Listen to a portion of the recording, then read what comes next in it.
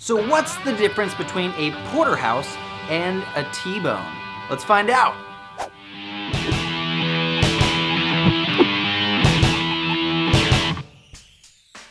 While the two can be easily confused to the average Joe, here are a few fun food facts about the differences between these two awesome cuts of beef.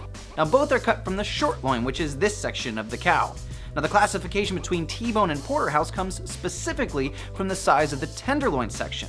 Now, the tenderloin is also known as the filet mignon, and it's the smaller piece of meat beside the bone, right here. Now, the bone in the middle is the T in T-bone, and this section is the New York strip, and this section is the tenderloin or filet mignon. So there you go, as a quick little look at it. So technically, all porterhouses are T-bones, but not all T-bones are porterhouses. Make sense? Does it? Now, porterhouse steaks come from the larger sirloin portion of the short loin, while T-bones come from the middle to end of the loin because the tenderloin gets a bit smaller and more narrow toward the rib. So here's the quick answer. A larger portion of filet mignon or tenderloin is a porterhouse. A smaller or thinner portion of filet mignon or tenderloin is the T-bone.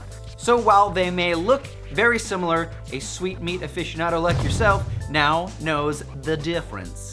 You know, you may be sitting there behind your computer or on your phone saying, "Hey Nate, why is it called a porterhouse?" In most circles, the origin of the name porterhouse is up for debate. Here are two of the most popular stories. In America during the 1800s, a porterhouse was a restaurant of sorts. It was a place for weary travelers to give their doggies a rest, drink some beer, and have a steak. Now, typically these were found near railroads or stops for stagecoaches, and the sheer proximity to foodstuffs and fresh beef in transit made it easy to serve in a pre-refrigeration era of this great country. Now, some believe that in 1814, Martin Morrison, owner of one of the first known porterhouses, named the tasty cut, while others attest to the claim that Zachariah B. Porter, owner of a Cambridge, Massachusetts hotel and restaurant, associated the naming of the steak after himself. No matter which story you prefer to believe, both cuts are still pretty awesome. Now you know the answer to that question. I hope you guys love that video. If you do, click the like button. Leave a comment for any videos or anything you want to learn in the future. If you love it, click that share button. If you're on YouTube, click the subscribe button right down there. And share it if you're into that social media thing. Social media. And as always, you can check out my website, nathanlippy.tv. I'm your host, Nate Lippy, and I will see you guys on the next episode.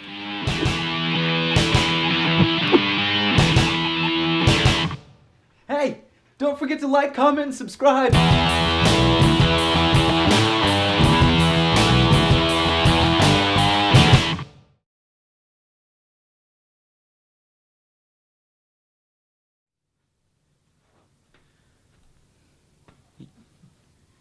You guys still hanging out or wanna, I don't know.